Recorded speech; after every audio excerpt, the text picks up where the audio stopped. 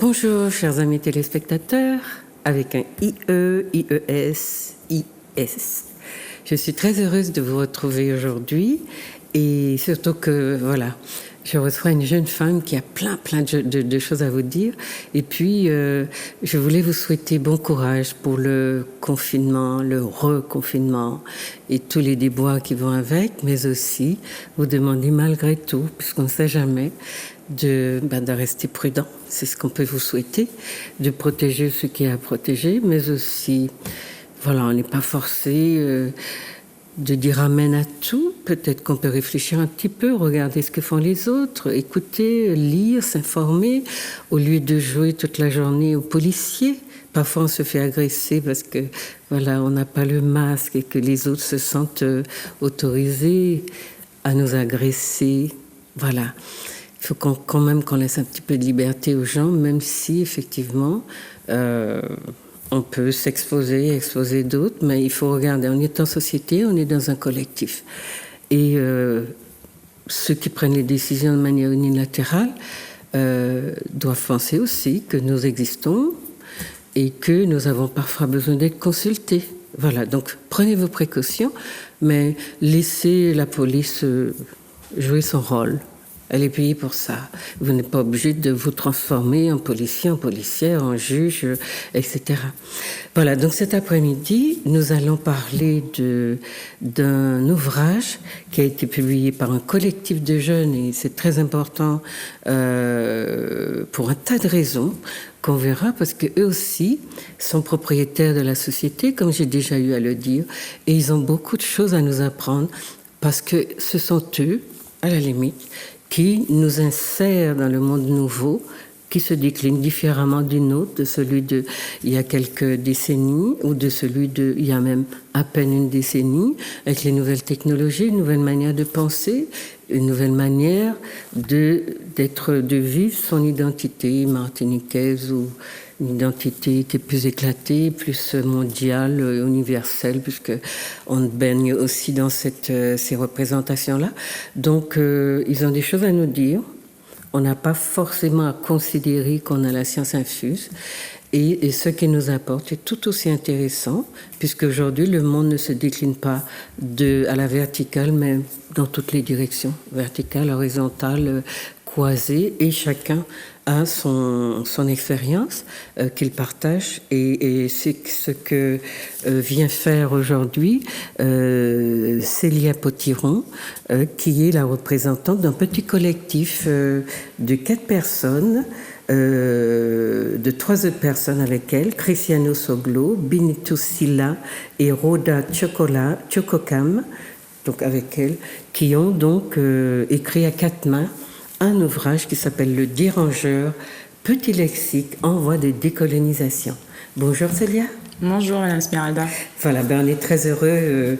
Je vais présenter aujourd'hui un complice de parler avec vous de ce travail, et puis de vous recevoir dans les studios, puisque vous passez un coup de vent à la Martinique, qui est votre pays, mais assez longtemps pour que j'ai eu le temps de vous arrêter, de vous attraper, de vous demander de nous en parler de vive voix, puisque vous savez que désormais nous avons une sorte de tribune qui nous permet de toucher notre peuple, mais vraiment là où il se trouve dans le monde.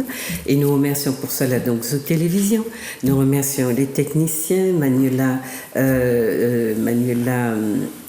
qui est chargé de communication, Monsieur Granier qui est le directeur de l'émission, de la chaîne, donc, et puis ceux qui nous aident donc à vous parler, à être dans la proximité avec vous. Voilà.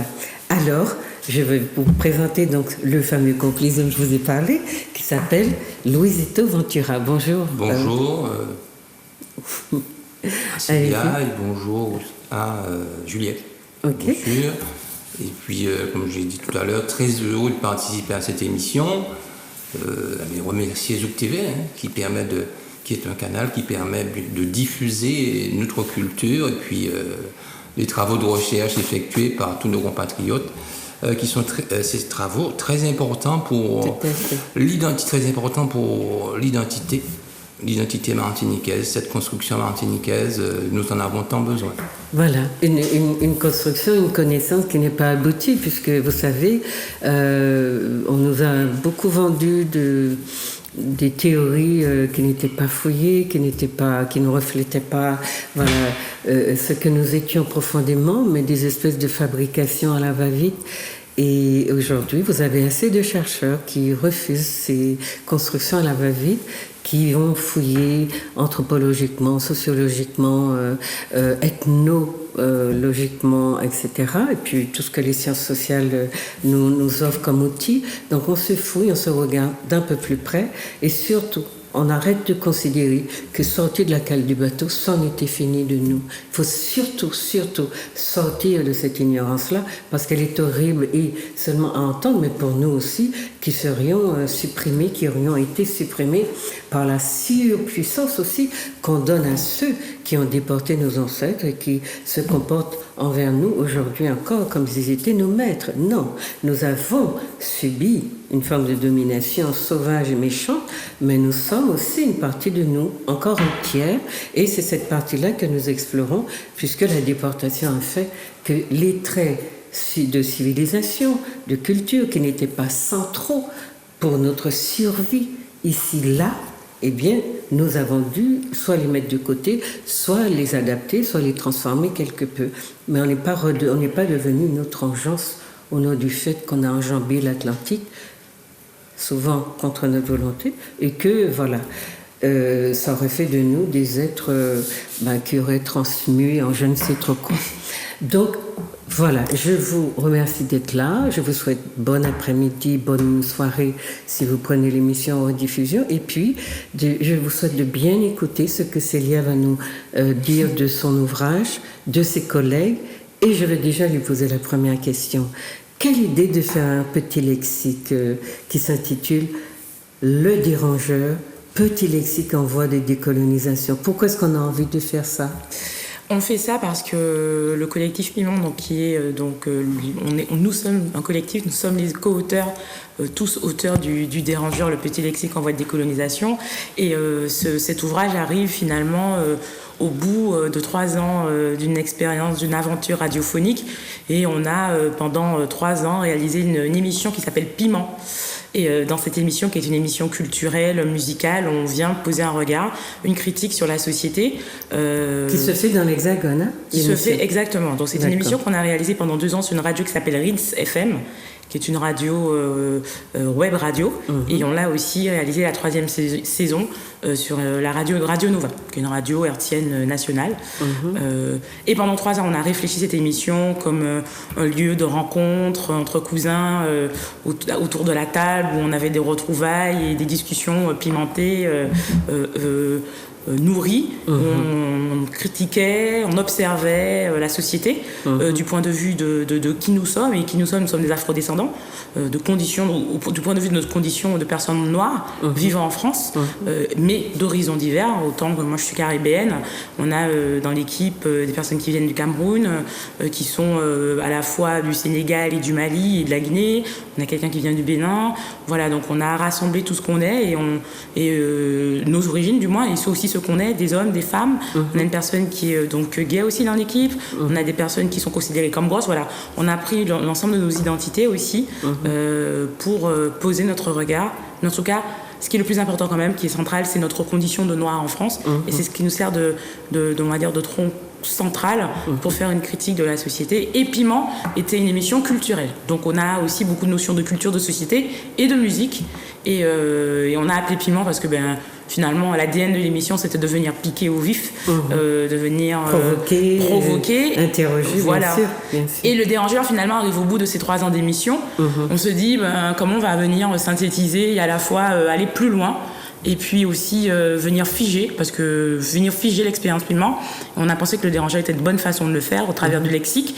Et le Dérangeur, c'est finalement l'ADN, c'est la continuité de Piment. On vient déranger, on veut piquer. En lisant le Dérangeur, on suppose créer ce sentiment de dérangement, c'est de sentir un peu bousculé. En tout cas, d'interroger les choses. Exactement. Et puis le petit lexique en voie de décolonisation, c'est-à-dire qu'aujourd'hui, On n'a pas la prétention de dire qu'on est 100% décolonisé et complètement libéré de la domination coloniale. Donc on a pensé que c'était bien de l'appeler en voie de décolonisation. Et puis c'est aussi le sous-titre, c'est Petit lexique en voie de décolonisation. Et puis c'est aussi pour faire un pied de nez à la notion d'envoi de développement, qui est une notion qu'on attribue aux pays du continent africain, ou peut-être de la Martinique d'ailleurs. Je pense qu'on envoie de développement aussi. Même s'il y en a qui n'aiment pas trop le dire, voilà. Je me suis déjà fait attaquer, mais c'est vrai qu'en tout cas économiquement, quand on voit les niveaux de chômage, l'accès aux soins, au logement, on est aussi une région en voie de développement. Donc c'est aussi pour faire un pied de nez à cette notion, qui est une notion en tout cas problématique, mais qu'on utilise pour comparer les pays et comprendre des notions de société. Voilà, c'est vrai qu'on réfère plus souvent à l'Afrique, peut-être à l'Amérique du Sud en partie, mais c'est vrai que nous avons ça au milieu du nez et qu'on nous a appris à regarder ailleurs. Ouais. Donc c'est peut-être une des raisons pour laquelle nous pataugeons dedans et qu'il faudrait qu'on prenne des décisions justement pour en sortir. Alors vous avez appelé ça « C'est un lexique ». C'est le choix que vous avez fait pour prolonger cette émission ou la fixer. Pourquoi un lexique ? Alors on est 4 donc afro-descendants, on a tous entre 26 et 34 ans pour moi, la plus âgée.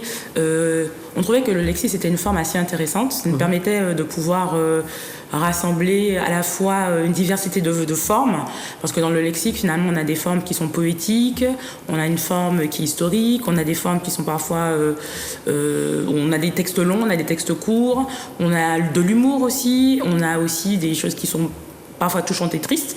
Donc voilà, je trouvais que le lexique nous permettait de pouvoir rassembler ces différentes notions, ces différents, on va dire, différentes approches. Et puis, on n'avait pas envie de sortir forcément un énième essai. On voulait sortir un objet un peu hybride et le lexique était intéressant parce que finalement le lexique permet de commencer, on peut commencer avec Z, on retrouve le mot zouk, on a fait une critique du zouk ou une observation du zouk et puis je sais pas, à la lettre A, on va parler d'Ayana Kamura, donc là c'est deux notions de musique par exemple, des approches culturelles, mais vous allez aussi avoir une approche historique, il y a une entrée qui s'appelle Vertière dans le livre, une entrée en fait c'est littéralement à la lettre V, il y a le mot Vertière, on va parler d'Haïti un peu et de la bataille de Vertière, donc le lexique, c'était une bonne façon de pouvoir lier toutes les formes et aussi de pouvoir parler de beaucoup de sujets dans un seul ouvrage. Donc voilà, c'était pour pouvoir, si vous voulez, se permettre d'avoir un objet qui était multiforme en fait. Voilà. Mais comment vous vous êtes arrêté quand vous avez fait le choix des termes ou le choix des concepts, des notions, des traits d'histoire? Comment vous avez choisi? Parce que vous dites d'horizons différents. Comment vous vous êtes décidé pour recenser les termes sur lesquels vous alliez travailler? Alors comme je vous ai dit, comme on avait déjà 3 ans d'émissions, plus d'une 50aine d'émissions Piment, il faut savoir que c'est de l'émission de radio, donc on a plus d'une 50aine d'émissions, enfin entre 40 et 50, je ne sais même plus d'ailleurs, après 3 ans. On a également donc traité je dirais qu'on a pu traiter plus de 200 sujets si on prend en compte les sujets qu'on a traités comme des sujets globaux, parce que notre émission se composait avec 2 thématiques globales au début, ou une thématique principale, et aussi on faisait une sorte de revue de presse où chacun traitait en fait ce qui dans l'actualité l'avait piqué au vif, l'avait touché de manière positive ou négative. Et donc en tout cas tous ces sujets mis ensemble faisaient qu'on avait déjà traité énormément de sujets. De matière. On avait de la matière. Donc du coup on a dû faire un choix. Donc après souvent les gens nous demandent mais comment on travaille à 4, comment on fait un livre à 8 mains? Déjà avec Google Doc tout simplement. Google c'est un document où tout le monde peut écrire dessus en même temps. Donc du coup on a beaucoup utilisé de manière très technique cet élément-là et on a tous librement proposer des thèmes qui nous paraissaient importants de traiter, des thèmes où on pensait, on s'était dit, ces thèmes-là ont déjà été traités, mais ils n'ont pas été traités sous l'angle que nous, on considère nécessaire, où on a aussi choisi des thèmes sur lesquels on disait, voilà, ça n'a jamais été traité, ou en tout cas, pas à notre connaissance, donc on va traiter ces sujets-là. Donc on a tous mis dans un document tous les sujets qu'on pensait utiles, et puis au travers de notre travail, on a choisi tous ensemble, et on a sorti 40 mots qu'on a définis, critiqués, observés. Il y en avait plus, hein, mais par manque de temps, on aurait pu en faire plus. Oui, il faut choisir. Voilà, mais il fallait choisir. Voilà. Okay. Donc c'est comme ça qu'on a travaillé, qu'on a choisi. On s'est inspiré de ce qui nous touchait en tant que Noirs, en tant qu'Afro-descendants, culturellement. D'accord, ça veut dire que vous n'avez pas posé des conditions au niveau de l'orientation, de la façon de penser une thématique. Chacun l'a développé avec sa sensibilité. Exactement. Vous n'avez pas eu de contrôle, exercé de contrôle, une ligne éditoriale, idéologique. Vous avez fait... La ligne, elle existe. On est Piment et aujourd'hui, on veut apporter on a voulu créer un outil. Parce que le lexique, le dérangeur, on a voulu créer un outil qui allait permettre à celui qui ouvre le dérangeur d'avoir à la fois une explication, une critique, une observation de mots, de concepts qui sont parfois souvent utilisés ou pas du tout utilisés et qui puissent avoir une notion. Voilà. Et que ça puisse permettre de pouvoir entamer une discussion, un questionnement, c'est parce que ça vient nourrir quelque chose à l'intérieur.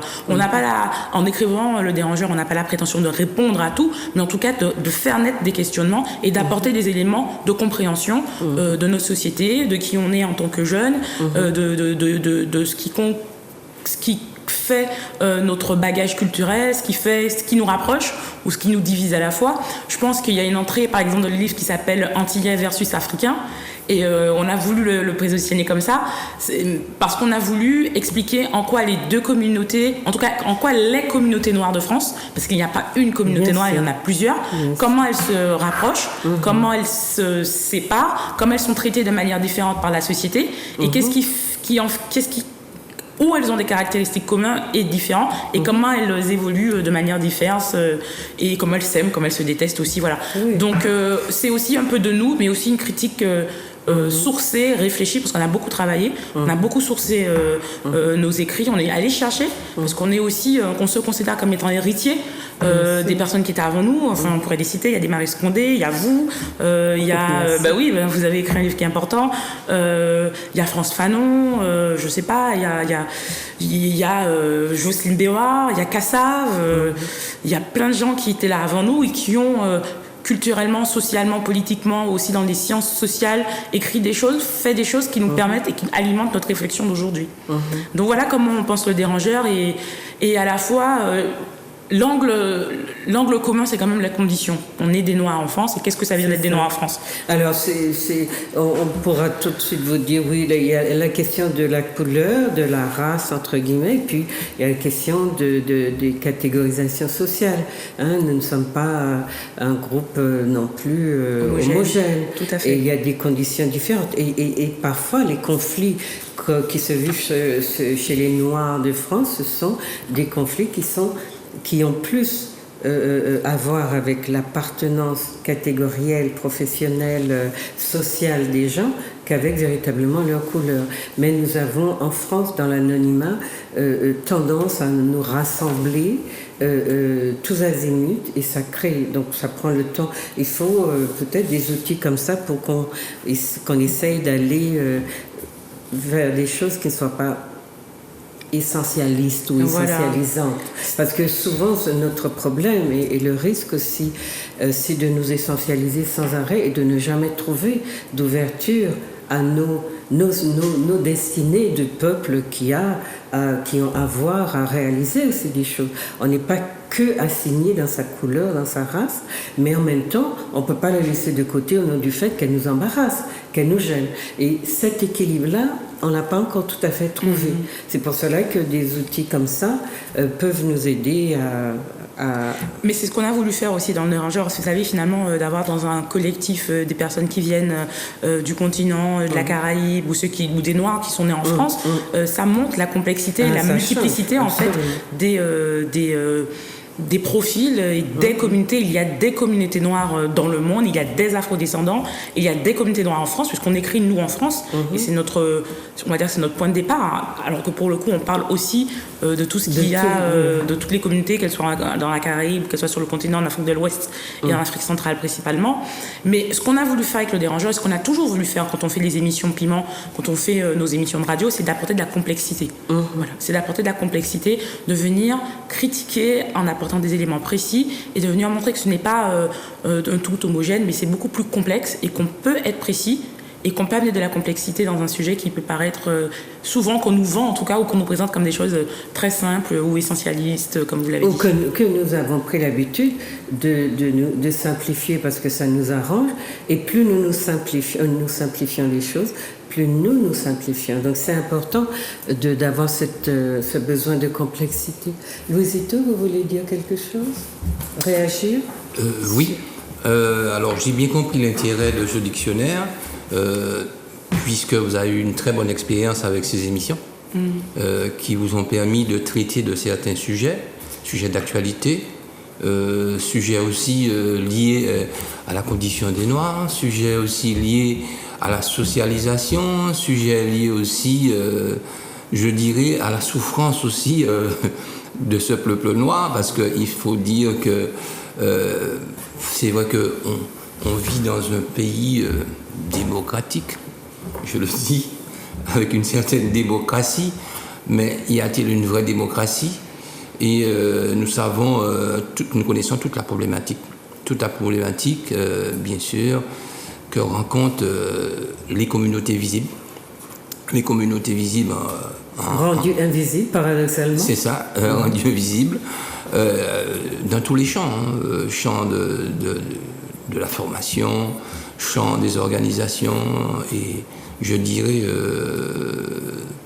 dans toutes les formes de socialisation.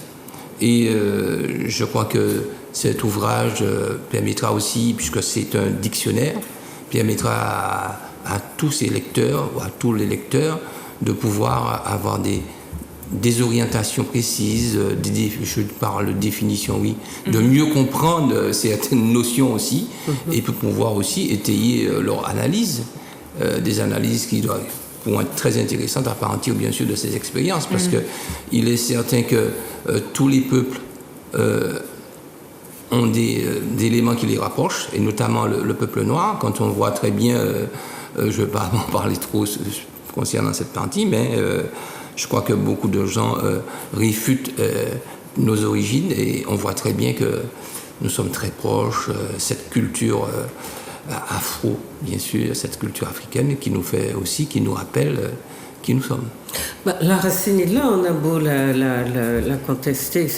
Je suis toujours aussi très mal avec tous ces gens chez nous, très paradoxalement, qui sont pressés de se revendiquer d'un arrière grand-père Béquet, et qui ont beaucoup de mal, ou blancs, qui ont beaucoup de mal à reconnaître un apport africain en eux, et qui, dès qu'on parle d'Afrique ou de Noirs, se mettent à traiter les gens de noiristes, comme si, une utilité du lexique, Célia, parce que tous ces gens qui utilisent ce vocabulaire de manière anarchique et très injuste aussi, parce que les gens ont besoin de se situer, de se définir, et je ne comprends pas pourquoi dans notre société, au moindre quick et au moindre couac, chers amis, qui est très, très au loin pour nous, ça veut dire dès qu'on l'ouvre, on a des gens qui vous neutralisent en vous disant « ouais, vous êtes raciste, ouais, vous êtes négriste, ouais, vous êtes noiriste, ouais, ceci, ouais, cela ».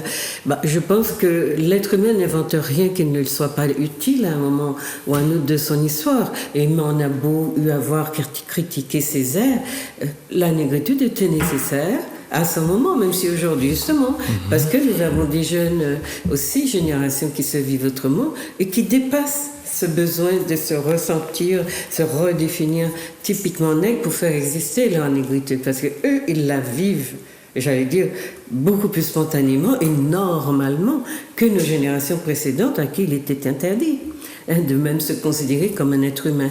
Donc on est dans un cheminement, on est aussi dans des sociétés dites plurales, multiraciales si on veut, et puis il y en a qui ont pris toute la place et qui interdisent aux autres, qui sont d'ailleurs les majorités, de l'ouvrir. Eh bien non, on continue le travail et vous aurez à entendre le mot noir, que cela vous plaise ou pas, parce qu'il y a encore besoin de s'appuyer sur cette définition pour exister.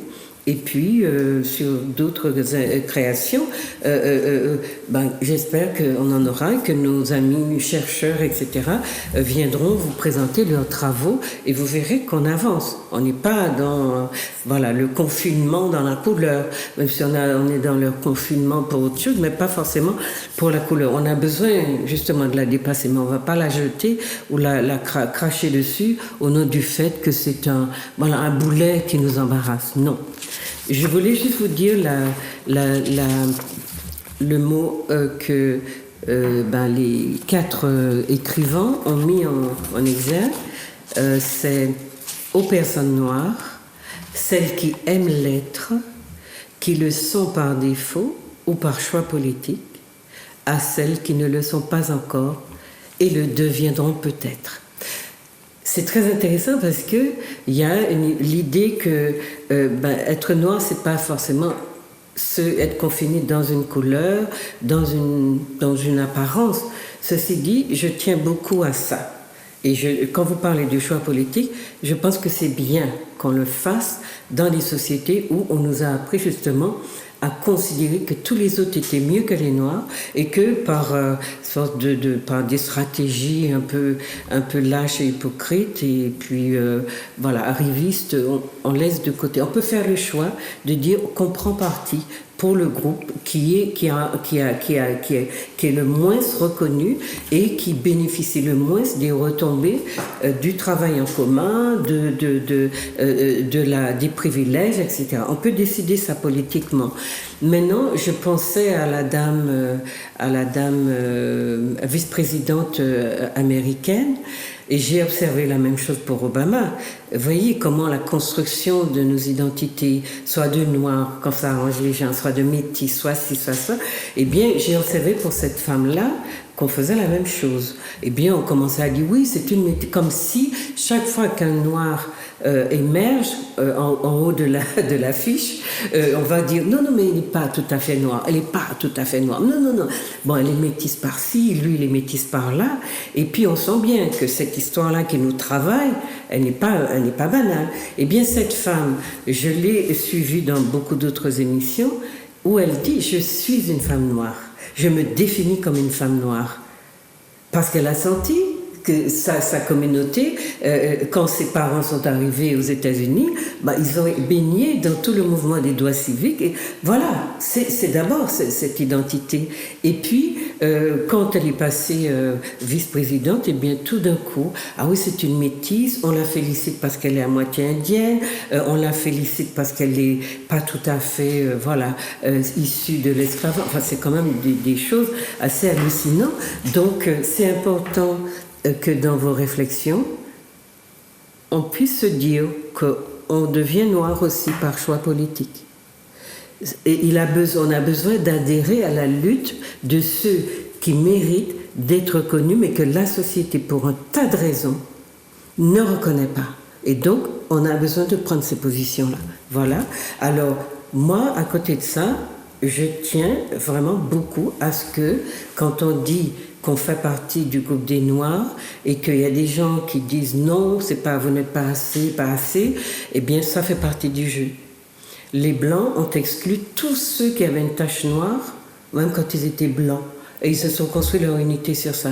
On ne va pas faire la même chose, mais il faut laisser à ceux qui ont le plus à être discriminés pour leur apparence, qu'ils soient les porteurs de cette identité-là quand il y a des décisions, des places, des positions à exprimer. C'est ça ma position. Donc quand on me dit oui, toi tu n'es pas assez, je veux pas assez crépus, couleur pas assez noire, je dis ok, mais moi j'ai des savoirs que je veux donner à cette partie de mon peuple.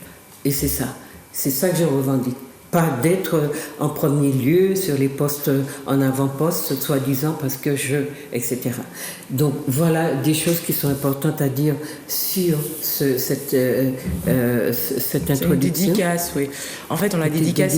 Quand on écrit Le Dérangeur, on l'écrit entre nous, entre Cristiano, Roda. Oui, vous êtes des afrodescendants. Voilà, donc on est afrodescendants, on est noirs, donc on écrit et on se dit qu'on a envie de parler aux gens qui nous ressemblent, qui passent peut-être par la même expérience que nous ou qui vont la passer. Et on veut complexifier en disant que oui, il y en a qui le sont par choix politique, mais il y en a qui le sont pas encore parce qu'ils n'ont peut-être jamais eu besoin de l'être. Puis il y en a qui l'ont toujours été alors qu'ils n'ont pas décidé de l'être. Et il y en a qui sont vraiment, ou qui sont noirs et qui le refusent. Voilà, donc c'est plus complexe que de dire, voilà, c'est-à-dire que, comme on a dit, je disais, il y a des communautés noires, il y a des expériences, c'était vraiment, en faisant une dédicace comme ça, en dédiant le livre comme ça, c'est aussi d'apporter à nouveau de la complexité à la notion de qu'est-ce que c'est que d'être afrodescendant, qu'est-ce que c'est que d'être héritier, par exemple, de l'histoire de la traite négrière ou de la traite transatlantique. Voilà, il y a plein de choses à dire, mais je voulais quand même dire une chose que vous avez dit. Alors, on a beaucoup parlé de la condition, qu'est-ce que c'est qu'être noir, qu'est-ce que c'est qu'être noir en Martinique ou dans la Caraïbe, et être noir, c'est aussi finalement, et vous avez parlé du mouvement de la négritude, mais se penser noir, c'est aussi, on ne peut pas se penser noir sans, en tout cas depuis la Martinique, sans parler du continent africain. Et dans le livre, on a il y a à beaucoup de moments, à beaucoup d'endroits, on va faire ce lien entre ce qu'on appelle l'Atlantique noir, de Gilroy. Voilà, exactement. Et c'est intéressant parce que dans le livre, on va parler il y a une entrée à la lettre R qui s'appelle Retour en Afrique. Et la question de Retour en Afrique, elle est ancienne. On commence l'entrée en disant que les Africains déportés, qui se sont donc fait arracher, déportés à leur terre, que peut-être que la première chose qui occupait leur esprit, c'est de se dire comment je vais revenir. Absolument. Et donc, ceux qui mouraient, qui se faisaient mourir pour retourner sur la terre de leurs ancêtres, bien sûr. Et on remarque que finalement, cette notion de retour en Afrique, en fait, elle est encore présente. Elle est encore présente 150 ans, 200 ans plus tard. Marcus Garvey n'a pas arrêté d'en parler. Exactement. On parle de Marcus Garvey, de la Black Star Line qu'il a créée. On parle également du mouvement Rastafari, les Rastas. Depuis qu'ils ont traversé l'Atlantique de force, c'est une notion qui les a occupés tout le temps. Je ne dirais pas une obsession pour tout le monde. Non, mais on a travaillé à faire qu'une bonne partie de cette population dise mais que tu n'as plus rien à voir avec le continent, alors que tous les autres peuples, et je suis en train de travailler sur un sujet actuellement, et on montre, et ça s'appelle la psychogénéalogie. D'ailleurs, chers téléspectateurs, je viendrai vous en parler avec peut-être Louisito s'il le veut, la psychogénéalogie qui vous montre comment de piétiner vos ancêtres, d'oublier de soi-disant, etc. Comment c'est un sacrilège. Et j'ai toujours dit d'ailleurs que sur nos plantations, il y a des gens qui retournent faire la bombe, la fête, et qui piétinent leurs ancêtres puisqu'on ne sait pas où ils sont enterrés. Et personne n'a envie de dire, cher monsieur, cher propriétaire, cher planteur, cher descendant de, c'est grâce à cela que tu as fait ta richesse, que tu es devenu de ce que de, excuse-moi, eh bien, voilà, une petite stèle dans un petit coin. Quand j'arrive sur la plantation, je vais mettre une petite bougie, une petite fleur pour dire à mes ancêtres, je ne sais pas exactement, ou peut-être que je suis en train de marcher sur toi là, mais j'ai un endroit où, très officiellement, je peux honorer mes ancêtres. C'est la moindre des choses qu'on nous doit ici, dans ce pays-là. Et si nous ne le demandons pas, on ne nous le donnera pas. Et c'est nous qui devons savoir. Donc la psychogénéalogie vous explique beaucoup de choses, des sacrilèges que nous commettons, mais vraiment pratiquement tous les jours contre les nôtres, parce que nous n'avons pas le souci d'eux. Et c'est très important de reparler de ce retour-là, ce besoin de retour. Il n'y a pas d'aller virer. D'ailleurs, on est souvent dans ces expressions-là, aller virer. Et c'est souvent avec la France, c'est pas avec l'Afrique. C'est pas avec l'Afrique, mais voilà, justement, il y a vraiment des gens qui sont dans le aller virer. Il y a un mouvement ici. Mais c'est intéressant, la question de retour, comme je disais, et c'est quelque chose qui est encore constant je veux dire, j'ai parlé, on a parlé de Marcus Garvey, on peut parler des Rastas, qui veulent retourner en Éthiopie, retourner en Afrique, mais on peut aussi parler de l'expérience de la vie de Maryse Condé, qui est aussi un aller-retour entre le continent et la Caraïbe. Enfin, il y a énormément d'exemples, et il y a même un exemple qui est assez intéressant, c'est l'exemple du Libéria, où on a envoyé des anciens personnes qui étaient réduites en esclavage, on les a renvoyés au Libéria en disant on vous renvoie en Afrique, mais c'était déjà plus des Africains parce qu'ils étaient nés, ils avaient grandi dans un système esclavagiste américain, et quand ils arrivent là-bas, ils arrivent avec une notion qui est complètement défaite de ce qui se passe au Libéria à ce moment-là, et il se passe des choses extrêmement graves au Libéria quand ces personnes reviennent.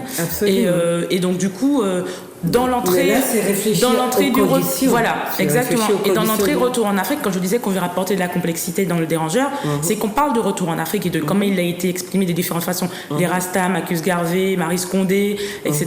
Mais on parle aussi des conditions de retour en Afrique qui ont été extrêmement négatives sur les populations africaines qui étaient en place, et que comment le retour en Afrique doit être quelque chose de pensé, comment il doit être quelque chose de conscient, et comment il doit se faire aussi en accord avec les gens qui sont sur place. C'est presque une militance aujourd'hui. Voilà. Parce qu'il y a des exemples de retour. C'est pour ça que je disais tout à l'heure, il y a des gens qui ont échoué. Ah, il y en a beaucoup, mais Marie Scondé n'a pas contribué à ce qu'on pense positivement en cette condition de retour. Vous voyez, comme des expériences personnelles. Moi, je ne trouve pas. Dans elle a été elle explique de manière honnête son expérience. Elle ne l'enjolive pas. Non, c'est honnête. Oui, mais c'est dernièrement que je l'ai entendu revenir, dire que oui, à l'époque, on n'avait pas les outils, etc. Mais au départ, elle a choqué beaucoup. Mais bon, chacun, effectivement, ressent les choses comme il peut. Mais c'est un travail. Si on ne fait pas, on passe pas par l'étape de la socialisation de gens qui vous ont emprisonné, enfermé, instrumenté, etc. Et vous décidez que vous êtes une essence africaine, vous allez effectivement avoir des problèmes. Donc, ce qu'on a à chercher, c'est pas dans la question de l'essence, puisqu'un être humain n'est pas une essence. Un être humain, c'est d'abord un corpus qu'on travaille. Et on le travaille en fonction d'un projet de société. Le projet que les sociétés coloniales avaient pour nos ancêtres ou nos descendants à plusieurs niveaux, eh bien, c'est un projet de main-d'œuvre servile, de déshumanisation, de meubles, instrumentés en meubles, tout ça. Eh bien, ça laisse des traces. Et quand vous dites aux gens, l'Afrique, c'est rien, c'est zéro, c'est nous, les civilisés, qu'est-ce qu'on a fait jouer comme rôle aux Antillais en Afrique, qui ont fait que les Africains nous ont délaissés et continuent dans certains endroits à le faire, parce qu'on a joué aux colons. Mais c'était ça, la socialisation. Donc c'est important, effectivement, que, par exemple, dans une entrée comme celle-là, Africain versus Antillais, eh bien qu'on soit en débat. Parce que les Africains avec qui on a ce genre de débat, ils le comprennent. J'ai même acheté un ouvrage, je suis désolée, je n'ai pas retenu le nom de l'auteur parce qu'il était pour moi très nouveau, mais c'était les Africains et Antillais.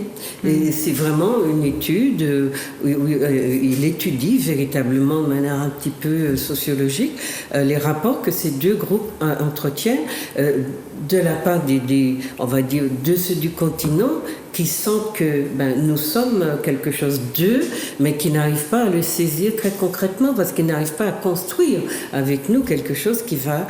Voilà. Mais aujourd'hui, c'est différent. Mais structurellement, cette construction, enfin, en tout cas dans le livre, on l'évoque aussi, toujours dans l'entrée retour en Afrique, on évoque le fait que le retour, déjà, il faut que, même si on le pense de manière politique comme Marcus Garvey, on le pense de manière religieuse comme les Rastas, on le pense de manière personnelle, spirituelle, oui.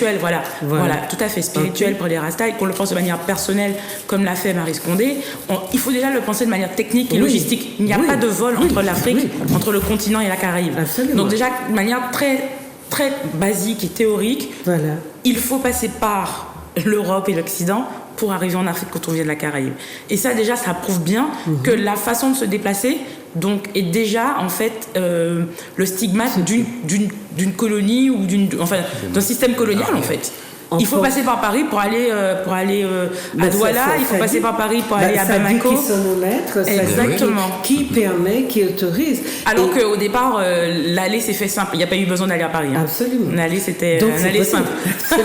Donc c'est absolument possible. D'ailleurs, Senghor, je crois, avait mandaté un avion qui était parti du Sénégal pas directement en Martinique quand il avait fait venir Césaire pour la présentation du roi Christophe, je crois, et il avait fait venir des personnes il avait affrété personnes du Cermak qui étaient parties danser au festival, je sais plus, au Sénégal.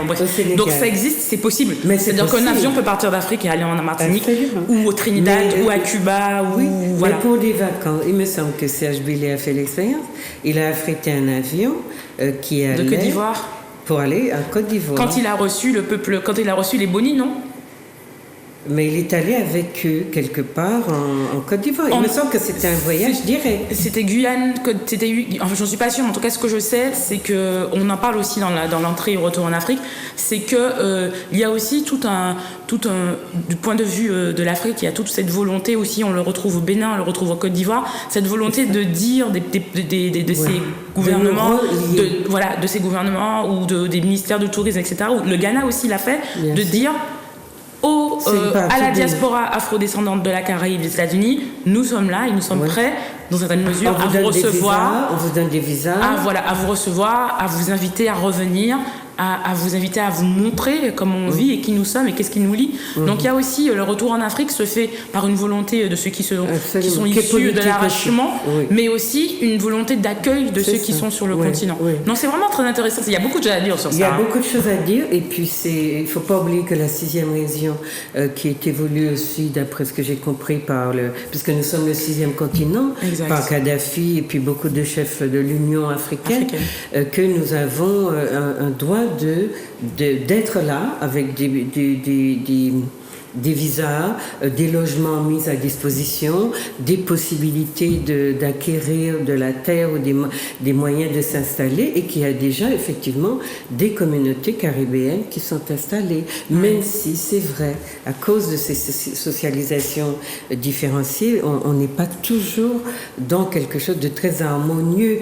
Mais enfin... Il faut le penser en tout cas. Mais en tout cas, il faut le penser dans la vie d'un peuple, le corps joue un rôle très important. Et ce corps-là, quand il porte les traces d'une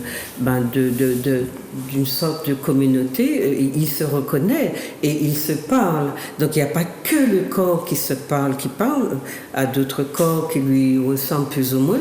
Il y a des difficultés parfois quand ce corps-là n'est pas tout à fait conforme et qu'on dit mais comment? Alors en Afrique on est plus souvent appelé Toubab que voilà.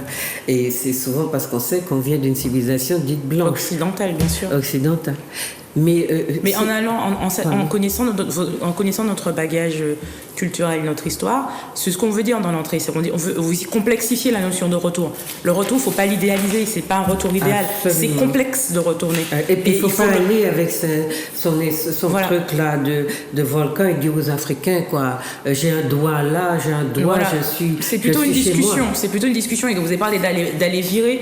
En fait, notre peuple martiniquais, et c'est Glissant qui le dit beaucoup dans le discours antillais, il dit que en fait on est un peuple arraché d'un côté et après quand on commence à faire un peu corps avec la Martinique, on nous renvoie avec le Bumidum en France. Donc c'est tout le temps en fait une espèce c'est tout le temps exactement, c'est tout le temps c'est tout le temps en fait des espèces de ruptures avec la terre ou avec une culture où on nous arrache d'une manière ou d'une autre. Ça peut être, après l'arrachement peut se faire de manière physique, donc on met dans un avion avec le Bumidum, on t'envoie en France, mais il peut se faire aussi autrement, un arrachement peut se faire aussi culturellement. Mais même psychologiquement. Exactement. On ne sait pas qui on est. Regardez le nombre de gens chez nous qui sont atteints de schizophrénie. Je veux dire, on va nous envoyer tous les médecins du monde qu'on voudra. Le problème, il est beaucoup plus fondamental que ça. La schizophrénie, la bipolarité, comme on l'appelle aujourd'hui, quand vous parlez... C'est deux maladies différentes, la bipolarité et la schizophrénie. Non, aujourd'hui, ils l'ont requalifié. Mais je veux dire, oui, parce qu'avant, on parlait bien dessus. Mais aujourd'hui, quand vous parlez avec les gens, même à bâton rompu, il n'y a pas une famille qui n'a pas cette pathologie-là. Et je vous dis ça, ce week-end, hier, c'était dimanche, ce week-end, oui, parce que l'émission passera mercredi, ce week-end, un père a eu son bras sectionné par son fils.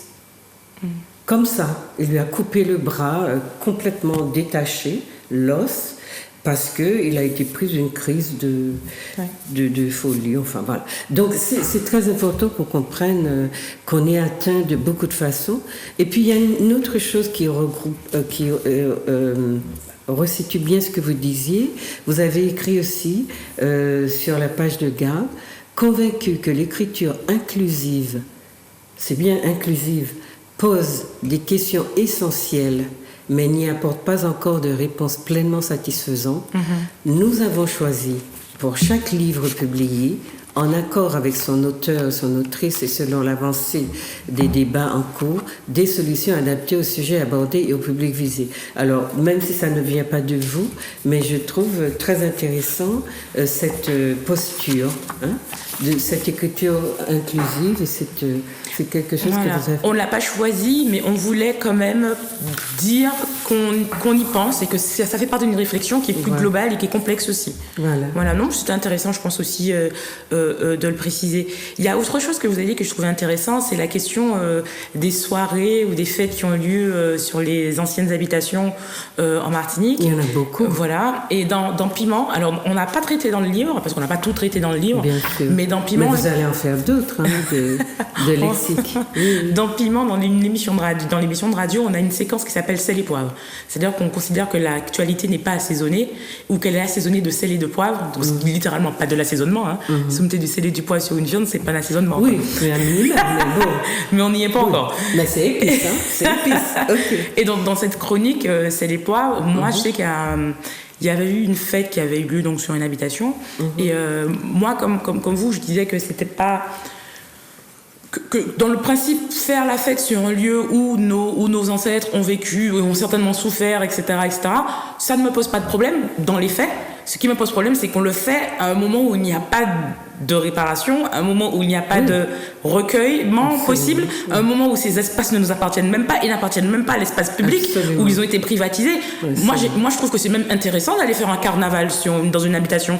C'est peut-être une façon de se reconnecter, c'est peut-être une façon de payer hommage à nos ancêtres ou au lieu, mais dans les conditions actuelles, on ne peut pas imaginer. Et en plus, il faudrait payer pour aller dans un espace qui est privé, qui appartient encore donc, aux anciens, aux descendants des colons, pour faire la fête dans un endroit où on ne peut même pas, le lendemain, aller se recueillir, même en payant. Ça n'a pas de sens, en fait. Non, donc, en fait, c'est le contexte qui est complètement... La question des réparations est capitale. Voilà. Et il y a une entrée dans le livre qui s'appelle Réparation. À la lettre R encore. C'est Retour en Afrique, Réparation. On a parlé des réparations. Mais en fait, tout ça pour dire que c'est un sujet qu'on a traité. On n'a pas tout traité, mais on a eu à parler de cette question-là dans nos émissions de radio. Et je pense que c'est possible, mais pas dans le contexte actuel. Le contexte n'est pas bon, il n'y a rien qui est fait. Il faut tout repenser. Comme vous avez parlé de projet de société, je pense qu'il y a un projet de société à créer, à mettre en place, à penser, avant de commencer à pouvoir, ne serait-ce que se dire qu'on peut faire la fête dans une habitation, par exemple. Vous avez parlé de réparation, je cherchais résilience, parce que vous savez que nous sommes vraiment travaillés pour la résilience. Mais tout ce qui vient en amont et qui installerait notre société dans une sorte de sérénité n'est pas fait. Donc, bien sûr, réparation, pas fait. Mais pourquoi résilience alors ? Vous voyez ? Non, mais nous, on n'a pas parlé de résilience dans le livre. On n'y est pas encore. Non, mais peut-être dans 250 ans, mais du coup, ce sera un peu nous qui allons l'écrire alors. Non, mais justement, c'est pour dire à nos amis que, justement, dans une société où on refuse la question des réparations, nous sommes travaillés au corps et à l'âme et à l'esprit, enfin, voilà, pour que nous soyons des résilients. Parce que la paix sociale paraît être une valeur essentielle à cette société qui cache tous ces bobos sous le tapis, comme on envoie la poussière sous le tapis, et qui dit, voyez maintenant, tout est beau, tout est propre. Allons-y, vivons ensemble, soyons heureux et ayons beaucoup d'enfants ensemble. Donc nous aurons fini notre histoire de notre conte de fées de cette façon-là. Sauf que ceux qui sont cachés sous le tapis là, ils ont intérêt justement à dire, mais j'étouffe sous le tapis, j'ai d'abord besoin un peu d'air, comme on étouffe sous le masque, un peu d'air. Je veux parler de la table des matières, mais avant, peut-être que Louisito veut s'exprimer. Oui, alors, j'ai écouté avec beaucoup d'attention, bien sûr, l'échange, et puis Célia. Et ce qui est très intéressant, c'est que ce travail a été fait par des jeunes. Oui, c'est ça. Et ça, je crois que c'est aussi valorisant pour la jeunesse. Et ceci permet de dire que nous avons des jeunes responsables, des jeunes qui prennent leurs responsabilités, parce qu'il faut prendre cette responsabilité-là. Alors c'est vrai que nous vivons dans un certain conformisme, on nous oblige à être dans ce conformisme, mais je crois que, et je le dis avec beaucoup de sérieux, nous devons prendre nos responsabilités parce que cette vie dans laquelle nous évoluons démontre très bien ce mécanisme, cette violence symbolique qui nous oppresse et qui nous oriente selon ceux qui nous gouvernent. Et l'intérêt d'un lexique, c'est ça. C'est qu'il déconstruit. Voilà. Ouais. Et ce que j'ai... Alors, la notion du retour, effectivement, c'est vrai que on est obligé de penser, bien sûr, à ses origines. Nous sommes antillais, mais notre origine, c'est l'Afrique. Je le dis très clairement. Beaucoup de ceux qui vivent autour de nous ne le pensent pas parce que, par rapport, bien sûr, on en parle, à la couleur de la peau, par rapport aussi à cette vie dans laquelle il évolue. Mais le retour, on y pense parce que quand on analyse sociologiquement cette société dans laquelle nous évoluons, cette société énervée, cette socialité énervée, on a envie d'apprendre, on a envie de sortir de ce ronronnement dans lequel nous sommes pour pouvoir mieux comprendre la situation qui nous a amenés là. Et aussi nous dire, mais comment réagir par rapport, bien sûr, à ces souffrances que nous subissons et qui sont quasiment permanentes, même si, pour ne pas me répéter, nous sommes dans ce confort, un confort totalement artificiel. Et il est totalement artificiel, et ce qui me plaît, c'est que ce retour, effectivement, nos frères africains n'ont pas je dirais, les mêmes conditions aussi de vie, pour la plupart, mais nous savons très bien que il faut respecter l'autre et que quand on revient dans le pays, eh bien, on s'adapte. Et puis on évolue, puis on apporte aussi, et c'est un échange, quoi. C'est un échange et on construit ensemble. Mais ce retour aussi, il est lié surtout à, je dirais, à ce côté où je crois que nous devons nous dire, nous Antillais, surtout Antillais, et que nous ne sommes pas le nombril du monde et que nous ne possédons pas tout, mais que nous devons apprendre avec nos frères africains qui nous apportent beaucoup. Et puis on voit très bien, je prends le cas du Covid actuellement, on sent un petit peu, on en parle là, on voit très bien que la culture africaine a permis à ces peuples de bien lutter contre... Et qu'elle nous a donné ses ressources, puisque absolument. Chez nous aussi, les gens utilisent beaucoup ce qu'on appelle les remèdes racines.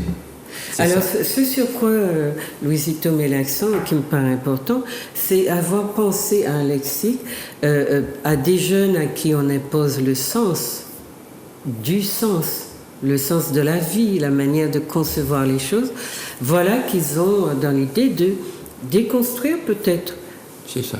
Ou d'évoluer, faire évoluer le sens de ce qui était donné, qui était un acquis ou des formes d'acquis. Un lexique, a toujours l'ambition de faire réfléchir sur le sens qui est donné et qui est accepté de manière générale. Donc là, on est dans la fabrication d'un outil qui est très, très spécifique aux sciences sociales, d'un outil qui propose de regarder le sens qui est donné dans nos sociétés, dans l'opinion publique, dans les idées qui ont cours dans des contextes ou dans d'autres, de regarder le sens qu'on donnait à ça. Est-ce qu'on est d'accord? Est-ce qu'on propose autre chose? Ou est-ce que, en disant que les choses, parce que Célia répète sans arrêt, on cherche de la complexité. Qu'est-ce qui explique ce besoin-là? C'est vraiment ce que Louisito vient de dire. On sort, on est dans un cocon, c'est maigre, il n'y a pas beaucoup d'épaisseur, on est des sortes de personnalités réduites, on sent qu'on manque d'envergure, etc. Et puis tout d'un coup, vous parlez de complexité. On est dans peut-être des ponts qu'on est en train de se jeter de manière sans le savoir, mais comme c'est notre jeunesse aujourd'hui qui nous dit, voilà, on a réfléchi à de la complexité, qui était la préoccupation de Louisito trouve un écho dans ça. Et c'est ça qu'on doit apprendre à s'écouter, parce que l'expérience des jeunes, qui n'est pas forcément la nôtre, quand on est cosmopolite, c'est vrai qu'on peut entrer dans ça plus facilement, mais beaucoup de nos gens qui ont vécu sur place n'ont pas cette expérience de la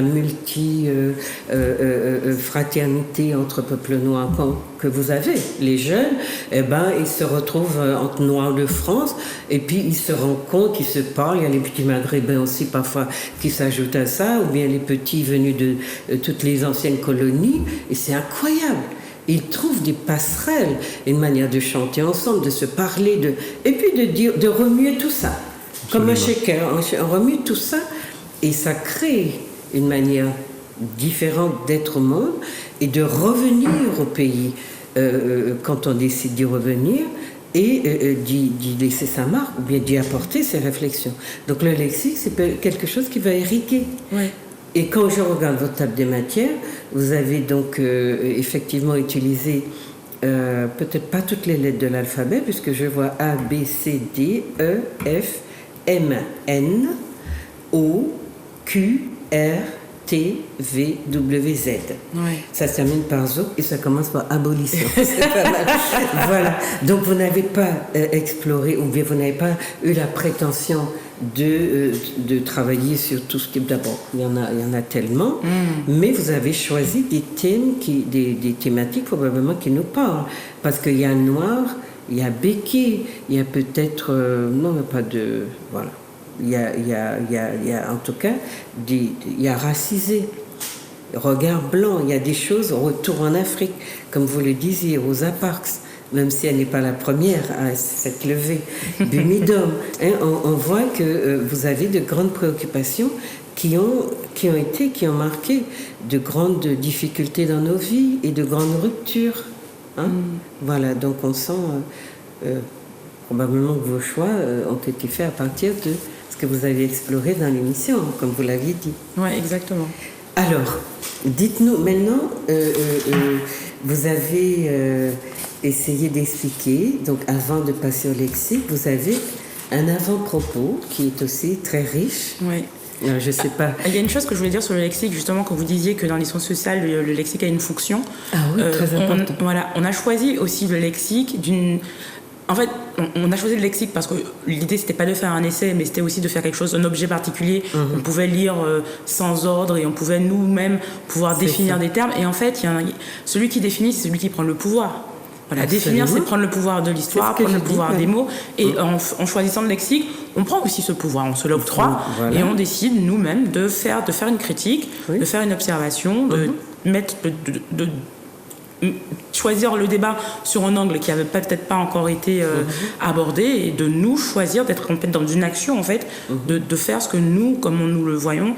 Et aussi, en disant ça, il faut aussi rappeler qu'on a travaillé et qu'on a beaucoup sourcé notre ouvrage. On s'inspire d'écrits, on s'inspire de mouvements qui ont été faits avant. On va critiquer ce qui a déjà été fait ou l'utiliser pour appuyer une réflexion, par exemple. Voilà. D'accord. Non, mais tout ça, c'est important, parce que quand je parlais du sens, c'est ce que je dis. C'est celui qui donne le sens, qui oriente la vie, la pensée, etc. Exact. Et là, vous entrez... alors... Moi, j'ai pas trop envie d'insister sur le fait que vous êtes jeune, parce que j'ai toujours dit que la société vous appartient aussi et que vous devez avoir les moyens, vous donner le pouvoir d'influer sur son orientation. Là, vous le prenez, c'est très important, vous redéfinissez des choses et nous avons donc à nous intéresser à votre façon de regarder pourquoi nos jeunes... il y a une partie de notre jeunesse importante qui dit c'est la société peut-être qui se répercute en eux. Oui, esclavage, il faut en finir, allons avancer, c'est un bourrelet, ça nous prend dans les pattes, et puis, etc. Pourquoi des jeunes à qui on a à transmettre en héritage une histoire, quelle qu'elle soit, douloureuse ou pas, pourquoi des jeunes éprouvent le besoin de dire l'esclavage, il y en a marre, on en parle de trop, etc. Et quand vous regardez dans notre société, à part mentionner peut-être le fait de l'esclavage, personne n'expose la véritable situation qui a été celle de l'esclavage. Quand c'est juste le mot, les gamins sont conditionnés pour ne pas l'entendre. C'est juste le mot. Mais quand vous leur demandez du contenu, ils n'en ont pas. Parce que notre société n'en donne pas beaucoup, sauf entre spécialistes. Il y a un tas de fonctionnements comme ça. C'est pour ça que travailler sur les mots, ce ne sont pas que des mots, ce sont des concepts, ce sont des notions. Vous travaillez sur une pensée de la réalité. Donc c'est très important parce que chez nous, il y a beaucoup de mots, de choses de notre vécu qui sont attrapés comme ça à la volée. Et puis on dit « Ah, mais ça, on en parle beaucoup tout le temps ». Et en réalité, rien n'est traité. En termes de contenu, rien n'est traité. Donc, on a besoin d'ailleurs, dans les cours que je dispense, la première chose que je fais, mon premier cours, je viens avec une série de lexiques, de dictionnaires, sciences sociales, et je dis aux gens, quand vous travaillez dans ces domaines-là, vous n'êtes plus dans un dictionnaire de sens commun. Vous êtes dans quelque chose qui redéfinit les concepts, la réalité, et qui vous demande de travailler à partir des descriptions, des définitions qu'on vous donne pour ces domaines-là. Donc c'est très important que nous, ce que nous donne donc notre jeunesse là aujourd'hui, c'est réfléchir sur un certain nombre alors, mais la question de l'esclavage que vous précisez tout à l'heure, elle est intéressante. Il y a beaucoup de choses qui ont été écrites sur l'esclavage, beaucoup de choses qui ont été écrites sur la condition des esclaves, beaucoup de choses qui ont été écrites sur la société post-esclavagiste. En fait, des auteurs, on en a plein. Même notre façon de vivre est encore d'une certaine façon liée à ce passé horrible et terrifiant. Et pourtant, on arrive encore à dire oui, ben, on en a fini, etc. Parce que simplement, ceux qui écrivent et qui définissent les urgences ou les priorités historiques, c'est pas nous, en fait. Les priorités historiques sont définies ailleurs. Exactement. Et dans le livre, dans le Dérangeur, tout le temps, on revient à venir choisir ce qui nous intéresse et ce qui définit nous, ce qui est important pour nous. Et c'est pour ça que le livre commence par abolition. Moi, la question de l'abolition, avec l'équipe, on en a parlé tout le temps. Je dis, mais c'est bizarre parce que j'ai l'impression que... Qu'est-ce qu'on célèbre quand on célèbre l'abolition de l'esclavage ? On célèbre une abolition, certes, mais on va pas célébrer le soulèvement réussi des esclaves. On va pas combien de récits est-ce qu'on en a ? Monsieur Pagot, Jacques a bien bossé, merci à lui, mais on va pas soulever la question qu'est-ce qu'une insurrection d'esclaves ? Combien il y en a eu ? Et moi, je sais que souvent... Bon, après, j'ai un peu honte de le dire, mais je sais qu'au fond de moi, il y a longtemps, je pensais les esclaves un peu passifs. Parce que je n'avais aucune possibilité de les penser autrement. En fait, ils n'ont jamais été passifs. Ils ont toujours été actifs. Absolument. Mais si moi je le pense, peut-être qu'on est peut-être nombreux à le penser. Je sais pas, je dis ça naïvement. Et donc du coup, après, il m'a fallu lire et nourrir ma pensée pour savoir que c'était complètement débile et que c'est faux. Ils n'ont jamais été dans la passivité. Ça a toujours été de la résistance. Il y a eu aussi des traîtres. Il y a eu aussi ceux qui... Comme il y en a dans tous les faits historiques, il y a des gens qui trahissent en fait leurs conditions humaines. Et dans toutes les races. Voilà. Absolument. Mais du coup, ça amène de la complexité du coup. C'est plus de la passivité. Il y a de l'action, il y a de la résistance. Et donc en fait, penser la traite ou en tout cas l'esclavage en Martinique comme quelque chose d'extrêmement complexe, c'est plus intéressant. Et donc du coup, dans l'entrée, dans la lettre A, dans l'abolition, qu'est-ce qu'on fait ? Est-ce qu'on célèbre les insurrections ? Et même quand on célèbre l'abolition, finalement on se rend compte qu'on célèbre beaucoup Schellcher. En tout cas la figure de Schellcher, ou une figure. Alors ce n'est pas Schellcher parce qu'il y en a qui vont dire. Ce que nos jeunes ont interrogé dernièrement. Exactement. Il y en a qui vont dire oui, mais on n'a pas toujours célébré Schellcher. Il y a plein de choses. Oui, mais la pensée collective. Parce que ce que font les intellectuels qui est accessible et de dire oui, on a fait on a des faits historiques, on a des lieux qui célèbrent autre chose que le Schellcherisme. Ok, c'est peut-être vrai, mais qu'est-ce qui reste dans la pensée collective ? Et dans l'espace social, voilà. La pensée collective, pour l'instant, il y a encore cette image forte de Schellcher, et on la questionne aussi dans le livre. Pourquoi à quoi il sert ? Il sert à continuer à penser la République française. Et vous voyez, ce sont des jeunes qui l'ont interrogé, cette figure-là. Et qui déplaît beaucoup à notre société. Voilà, mais ils l'ont pensé de manière violente. Et comme la violence, on parle de la violence dans le livre aussi. Non, je mets pas de mot de violence. Moi, je trouve que c'est intéressant. Moi, je trouve que le mot violent, c'est intéressant.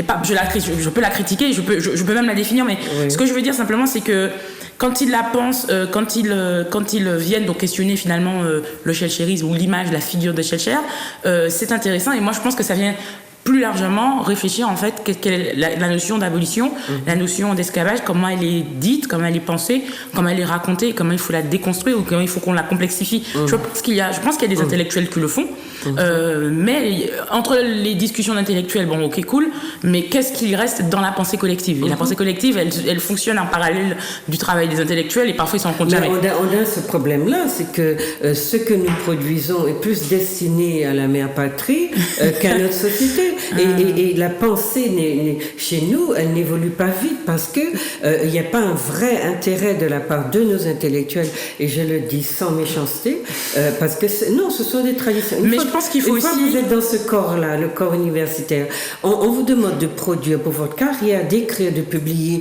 dans telle et telle revue. Et les gens sont dans cette perspective-là. Ils ne pensent pas qu'ils peuvent influer sur la société. Or, à mon avis, la nouvelle génération d'intellectuels que nous formons, c'est de nous occuper de nos sociétés, parce que nous ne sommes pas des sociétés développées, occidentales, machin, comme les autres. Mais nos intellectuels ont besoin d'avoir cette réflexion-là. Pas de laisser dans les placards ou de faire bien dans les bibliothèques des autres des articles qu'ils ont publiés et qui ne servent pas. Alors, mais pour rebondir sur ce que vous dites, oui, je crois qu'il y a besoin que nos jeunes disent. Alors, je ne sais pas s'il faut appliquer ici l'étiquette du violent, mais moi, ce que les jeunes m'ont expliqué dans l'une de mes émissions, après avoir déposé les statuts de Schellcher, c'est qu'il y a très longtemps qu'ils sont dans cette demande-là et qu'ils ne sont pas entendus. Et notre société n'est pas, de ce côté-là, irréprochable. Hein. Elle n'entend que quand on frappe très fort du poing sur la table. Et ça, c'est une caractéristique aussi de la société française, la culture française. Donc on a ça, plus chez nous, augmenté de toutes nos problématiques. Mais ce que je crois, c'est que effectivement, avoir le sentiment qu'il y a une mainmise sur la pensée, parce que c'est de cela qu'il est question, et puisqu'on a vu la réaction de toute une société bien pensante à l'avènement des dépôts de statuts, on a vu des réactions incroyables qu'on n'aurait pas soupçonnées. Et les jeunes, j'allais presque dire, ils se sont peut-être pas attendus à autant de violence. Et puis à des stigmatisations, pour moi, tellement vieillottes, surannées et injustes, de racisme, je ne sais pas bien ce qui arrive à notre élite, mais parfois je suis préoccupée quand j'entends certaines analyses. Eh bien, ces jeunes-là, et c'est pour cela que je dis, la société change, elle évolue. Les adultes, entre guillemets, ou ceux qui pensent que la société leur appartient, ne seront plus seuls à dire le sens, à donner le sens, parce que on avait confiné notre jeunesse dans un recoin, on l'avait reléguée. Mais aujourd'hui, elle dit: je suis acteur dans ma société, et j'ai le droit au niveau de la pensée aussi, la façon dont on regarde les choses, j'ai le droit aussi de dire que j'adhère ou que je n'adhère pas. Et notre société n'a pas permis ça à notre jeunesse. Mais moi je partage ce que vous dites, mais moi je pense que c'est important. Je n'utilise pas le mot violence comme un mot pour venir stigmatiser ou mettre une étiquette, parce que je ne pense pas que la violence est toujours mauvaise déjà, parce que pour déchouquer une statue, il faut de la force, et c'est violent en fait. C'est violent même pour celui qui regarde. Une violence symbolique en fait. Exactement. En fait, c'est pour ça que je dis que moi je trouve que c'est extrêmement surtout pour nous, même pour moi qui suis finalement au courant des choses, mais voir la statue de Schellcher que j'ai toujours vue toute mon enfance, toute ma vie, debout là sur la place de l'ancien palais de justice, se faire arracher, c'est hyper violent comme scène. Mais je dis pas que c'est une violence malsaine, c'est une violence libératrice. C'est une violence extrêmement libératrice. Et c'est souvent nos sociétés, et on a dans le livre, à la lettre C, on a parlé du mot colère, et à la lettre E, on parle du mot, on définit le mot émeute. Et je trouve que c'est 2 entrées du livre qui vont ensemble, et qui viennent aussi décrire ce qu'on fait, le groupe d'activistes martiniquais. On ne va pas les appeler les jeunes, parce que les jeunes, ça, moi j'aime bien le mot activiste, parce que l'activiste, c'est des gens qui sont dans l'action, qui pensent l'action, et donc du coup, j'aime bien la notion d'activiste. Mais c'est pas bien vu de tout le monde. Enfin, il faut expliquer. Ouais, il faut être un activiste ou un militant, mais c'est, voilà, je trouve que ça fait partie, je trouve que c'est des mots qui sont intéressants. Bon, après, on peut aussi dire jeune, bon, allez, pourquoi pas. Mais ce que je trouve intéressant, c'est que dans le lexique, le dérangeur, on vient parler aussi de la colère. En quoi la colère, pourquoi les jeunes, les activistes qui font ça, sont en colère. Ils disent non. Ils viennent. Non, ils disent ça suffit, on est en tout cas, voilà, ils disent non, ça suffit. Voilà. Et ils disent l'espace public nous appartient aussi. Et on décide d'en faire ce qu'on veut parce que de toute façon, on n'a pas de réponse en face. Ouais. Et c'est quand ils font ça qu'on les entend et qu'on les écoute. Donc c'est quand même, voilà. Donc c'est quand même assez incroyable qu'on a des gens qui ont bouché qui ont saisi, enfin je sais pas le bon mot, des centres commerciaux appartenant à des personnes qui sont responsables dans l'empoisonnement au chlordécone. Elles font ça pendant des semaines où on les voit à peine, et il faut que ce soit la statue de Chelchia qui fait qu'on les écoute, et finalement on dit il y a peut-être quelque chose il y a quand même peut-être quelque chose, une substance. Ben oui, en fait il y a une substance, et ils ont pas besoin d'être des intellectuels pour qu'on écoute la substance. À partir du moment où on est martiniquais et qu'on décide de se saisir de l'espace public d'une manière ou d'une autre, on mérite d'être écouté, et je pense que c'était... Et ils ne sont pas intellectuels, les intellectuels peut-être. Oui, mais en fait, je pense que c'est même pas utile de l'être. C'est pas utile de l'être. Ils ont une intelligence utile. Et c'est plutôt aux intellectuels de venir expliquer ce qui se passe et de venir apporter de la complexité ou pas. Les intellectuels ont jugé, ils étaient dans le jugement, plutôt pas dans la pas tous. compréhension. Il y en a qui étaient dans l'observation. Ouais. Mais bon, globalement, c'est vrai que c'était bizarre. Non, mais puisque vous parlez de chlordécone... il y a une entrée qui s'appelle chlordécone dans le livre. On est dedans. Vous voulez nous dire ce que vous en avez raconté, enfin... Je vais vous dire simplement, je voulais quand même terminer sur la colère et émeute, c'est que souvent on dit que la colère, quand quelqu'un est en colère, on va lui dire mais non, mais calme-toi, tu ne dois pas être en colère. Quand il y a des populations qui se soulèvent, Césaire disait que la Martinique est un peu volcan, donc à un moment on se soulève, on bouillonne et puis boum, ça explose. Et quand on explose, mais non, mais n'explosez pas, enfin, il faut toujours canaliser la colère. Non, la colère déjà, elle sert de témoin. Parce que sinon on va dire que vous avez aimé ça en fait. Donc et c'est Zora Neale Hurston, enfin c'est une auteure américaine qui le disait, c'est pas de moi, mais la colère sert de témoignage. Elle n'est pas toujours transformative, elle va pas toujours servir à changer la société, mais elle peut juste être là pour témoigner, de dire c'est bon, là ça suffit en fait. Tous les ouvrages de psychanalystes ou de personnes qui travaillent sur l'enfance vous disent que empêcher l'enfant de vivre sa colère, c'est le détruire. Et nous sommes dans des peuples où on nous étouffe beaucoup, dans des sociétés où on nous étouffe beaucoup, et où on nous empêche de faire nos colères. Eh bien, le débouché naturel, c'est la psychiatrie. Vous voyez, nos hôpitaux débordent de malades mentaux, parce qu'il ne faut pas dire, il ne faut pas parler, il ne faut pas exprimer sa colère. Ben, elle sort par où, cette colère-là? Eh bien, prenez n'importe quel ouvrage consacré à la construction de l'enfant, ce qu'on va considérer dans une relative normalité, vous verrez que la colère a une place très importante. Ne pas permettre à l'enfant de vivre sa colère à un être humain, c'est le détruire.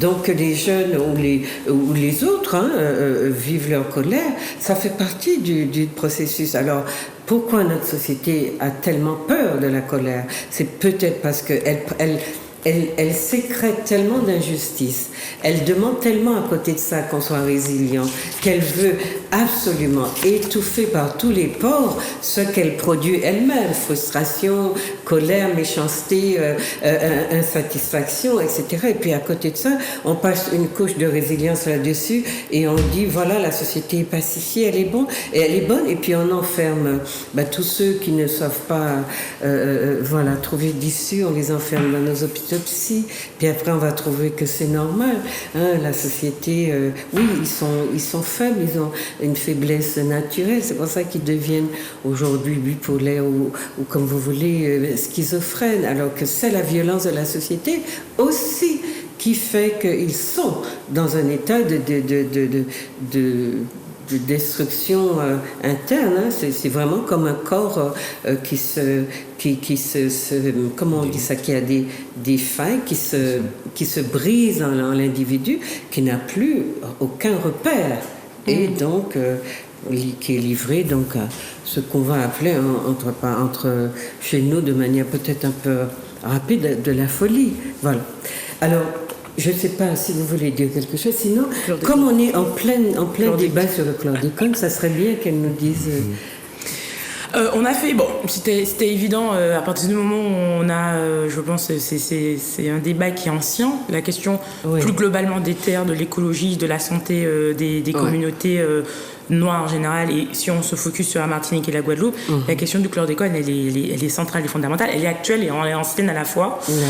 C'est assez fou qu'on voit naître en Martinique plein de petits magasins bio, alors que les terres sont empoisonnées, c'est quand même bizarre, enfin, ça va ensemble, c'est des parallèles et ils se rencontrent pas. Mais en tout cas, on a déjà voulu faire une photographie de la situation du chlordécone et montrer que les terres polluées de Martinique, de Guadeloupe ne sont pas des situations anodines là comme ça sorties de nulle part. Le chlordécone a été utilisé aux États-Unis, il a été testé au Cameroun, il a été testé au Côte d'Ivoire, il est encore utilisé sur les continents, dans des pays du continent africain. Et on attend encore en Martinique, donc le sujet a été longtemps traité par des associations écologistes anciennes déjà, aujourd'hui pris en compte par des activistes militants plus ou moins jeunes, etc. On voit bien que la question du chlordécone occupe toutes les organisations politiques, sociales martiniquaises depuis des années et qu'elle n'est toujours pas réglée. Et donc c'est ce dont on parle dans l'entrée. Alors comme c'est une entrée assez particulière parce qu'elle est en deux parties.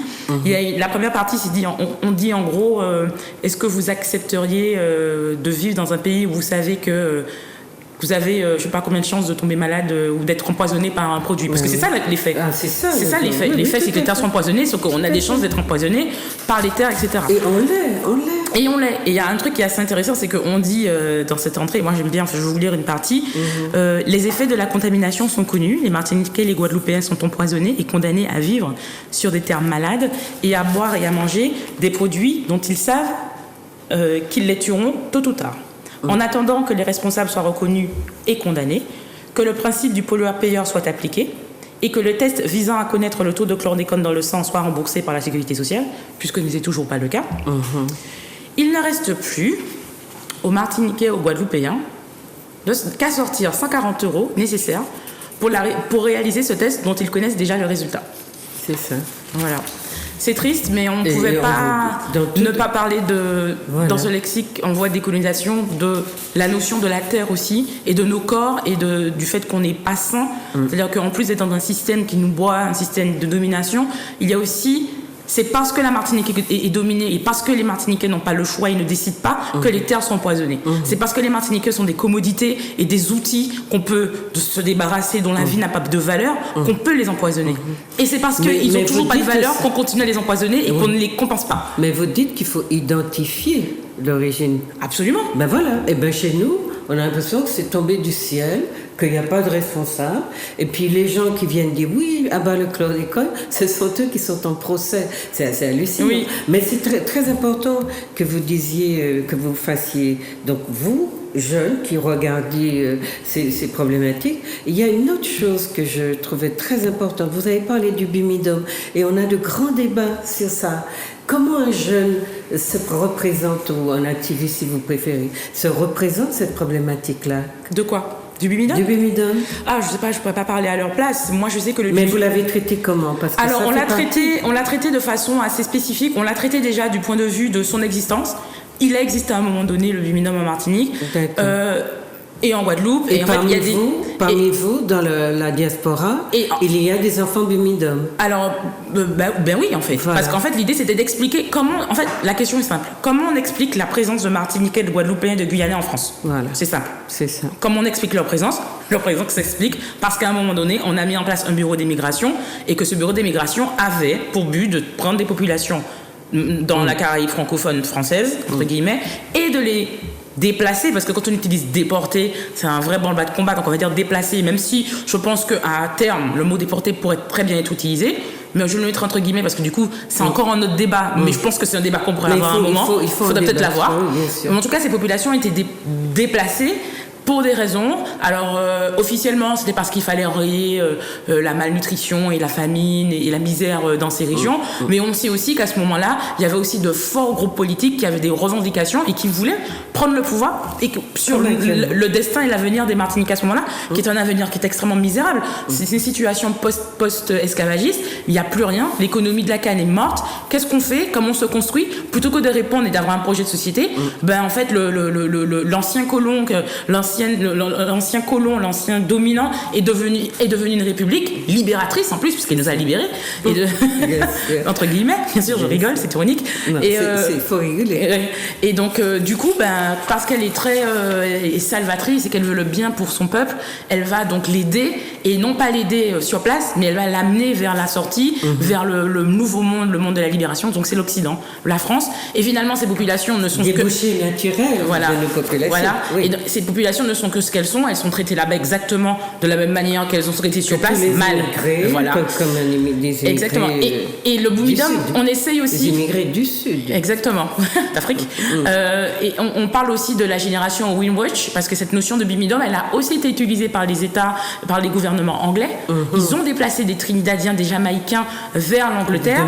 Et voilà, il y a eu des émeutes en anglais, à Londres aussi. Le carnaval de Londres existe aussi de ça. Il y a plein de choses. Historiquement, l'arrivée des Caribéens anglophones et francophones arrive aussi à peu près, plus ou moins, dans la même dynamique en fait. Donc on parle de ça, on fait le parallèle entre ce qui s'est passé ailleurs, on parle de l'existence et de la présence des Guadeloupéens, en tout cas des Caribéens francophones, des Antillais comme on dit, moi j'aime pas trop ce mot, mais des Antillais en France métropolitaine, on peut le dire, parce que de toute façon c'était des colonies, donc en fait c'est pas très grave. Non, pas d'Hexagone, par hypocrisie, on parle de l'Hexagone. Donc en France métropolitaine, et finalement on vient questionner la présence de ces Caribéens francophones, et on vient aussi d'une certaine mesure parler en fait de l'arrachement en fait, parce que dans cette entrée Bumidum, on parle tout le temps de la notion d'arrachement, tout le temps. Pourquoi on arrache des populations, pourquoi on les amène là-bas, pourquoi un Martiniquais sur deux est déjà parti en France, bien sûr. Pourquoi un tiers des Martiniquais s'installent en France, pourquoi c'est toujours nécessaire de ne pas vivre chez soi, pourquoi moi j'habite en France et pas en Martinique. Et vous parliez déjà on parle de ça en fait. Depuis le début de l'émission, vous parliez d'arrachement, et là on est vraiment dans quelque chose de très concret. Exactement. Enfin, je vais essayer de vous trouver un passage que j'aime bien, parce que pendant que vous cherchez, est-ce que Louisito veut dire Oui, c'est vrai que le problème du chlordécone est très important. Et puis, je crois que les jeunes s'y intéressent, effectivement. Et, mais je pense aussi, peut-être que mon analyse va choquer, mais je crois qu'il y a un manque de responsabilité de nos hommes politiques à la Martinique, très clairement sur ce problème-là. Parce que depuis les années 70, on ne produisait plus le chlordécone là-bas, aux États-Unis, arrêté. Donc je crois que si il y a eu autant de chlordécone pesticides utilisés à la Martinique, c'est parce que les hommes politiques martiniquais n'ont pas pris leurs responsabilités. Et puis, on travaillait de concert, je dirais en complicité, avec ceux qui organisent l'économie martiniquaise. Parce que c'est très clair, quand on regarde l'extension de l'épandage aérien, etc., c'est pas normal. Bon, je ne veux pas entrer dans trop de détails à ce sujet, mais je crois que c'est un manque de responsabilité de certains hommes politiques martiniquais. Alors, voilà, donc nos jeunes, dans leur lexique, vous avez vu, chers amis, on parle un peu comme ça, mais ce sont des thèmes, des thématiques qui ont été traités et qui vous donnent pas seulement une définition circonscrite, ils vous proposent une analyse de leur façon de voir, en tout cas de traiter et même d'ouvrir, au lieu de nous garder dans nos petites sphères très très privées ou très circonscrites culturellement ou géographiquement, voilà. Et ce qui est intéressant qu'on sent, c'est que il y a une vision en fait qui est transversale, qui est propre au peuple noir, même si on va retrouver par exemple des choses très spécifiques à la Martinique, comme béquet, comme chlordécone, parce que nous, on en parle beaucoup, mais c'est Guadeloupe aussi est impliquée. Et puis, il y a des choses donc, qui restent plus larges. Mais bon, moi, je vous écoute parce que notre émission est déjà presque en train de se terminer. Je vous écoute tous les deux, mais je m'intéressais au fait que dans votre avant-propos, vous ayez pris le temps de définir le mot race. Ça vous paraissait être une priorité?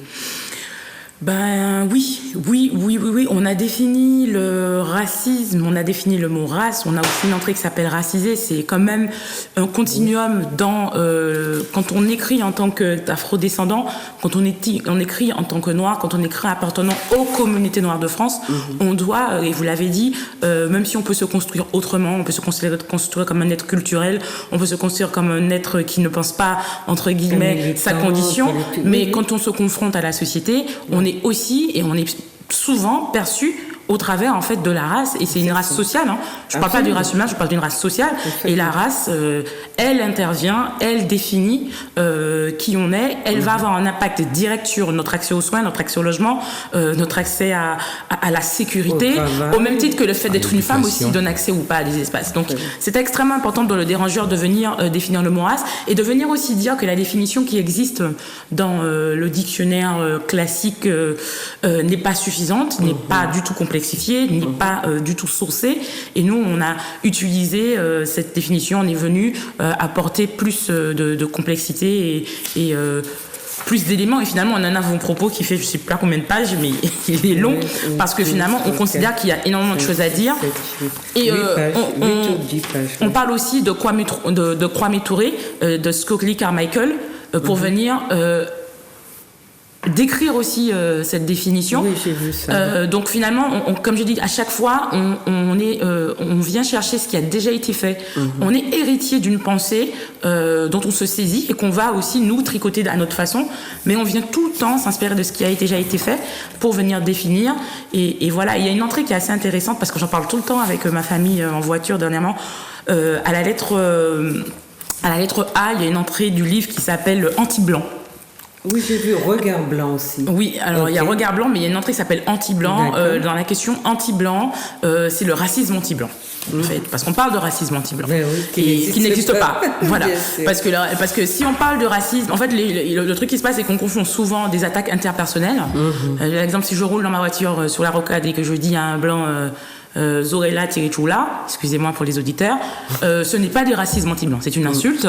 C'est une insulte que j'attribue au fait qu'elle soit une personne blanche, mais ce n'est pas du racisme, parce que le racisme, c'est une question de domination, c'est un système en fait. Et puis qui est institué par les Occidentaux quand même. C'est un système. Quand je dis ça à ce monsieur, il ne va pas avoir de mal à trouver un appartement ni un travail en Martinique. Absolument. Voilà, donc une insulte, il ne faut pas confondre une insulte interpersonnelle. Et puis cette construction-là, le racisme, c'est parti de l'idée qu'il y a une race supérieure. Et ce n'est pas nous. Et ce n'est pas nous, c'est de la race supérieure. Qui ont institué cette idée. Et c'est ça le racisme. Utiliser, instrumentaliser une appartenance à un groupe pour en tirer des privilèges. C'est ça. Et puis l'imposer aux autres. Mais donc il n'y a pas de racisme anti-blanc, parce que littéralement les blancs ne se retrouvent jamais dans une situation où ils sont dominés par les noirs. Oui, éventuellement de xénophobie. Au contraire, ils s'arrangent beaucoup pour que les noirs ne dominent pas, pour casser tous leurs élans, leurs efforts. Mais la xénophobie, c'est quelque chose qui peut être normal. Mais quand vous... Enfin, normal. Que des peuples peuvent s'inspirer comme ça. Quand vous prenez... Si vous faites prenez le temps de lire la littérature de voyage, des religieux, des voyageurs, parce que les Européens ont passé leur temps à écrire les grands voyageurs, etc. Il y a toujours chez les Blancs qui arrivent chez les Noirs un accueil, mais j'entends aussi quand ils viennent ici, ils sont gentils, accueillants, et puis dès que vous mettez le pied chez eux, vous êtes d'abord vu comme un ennemi, on voit votre couleur, on ne veut pas que vous veniez soi-disant profiter des privilèges, etc. Donc il y a une vision, un rapport que le blanc impose au monde qu'il n'interroge pas. Mais il est content d'aller dans le monde entier, parce que je vous dis, lisez les livres des voyageurs, vous serez frappés. Eh bien, ils sont contents, tout le monde les reçoit. D'ailleurs, on les a tellement reçus qu'ils sont entrés dans la maison, se sont engouffrés et n'y sont plus ressortis. Ça a donné tout ce qu'on appelle la colonisation. Mais c'est très important de travailler alors sur les différences entre xénophobie et racisme, que les gens utilisent des concepts qui sont vraiment là pour dire une réalité. Mais qui les simplifient à chaque fois, en fait. Le racisme n'est pas une notion, c'est une notion claire, mais ce n'est pas une notion simple parce qu'elle nécessite qu'on comprenne qu'il y a un système et qu'il y a de la domination. Oui, vous parlez de racisme individuel et de racisme institutionnel. Oui. Je n'aurais même pas dit racisme individuel. Je sais qu'on a, même entre nous, quand on se tape dessus ou qu'on s'insulte, on ne dit pas tu es raciste. Pourquoi est-ce qu'on l'a mis? C'est qu'on instrumentalise la race dans beaucoup de choses où elle n'a pas d'effet sur la relation.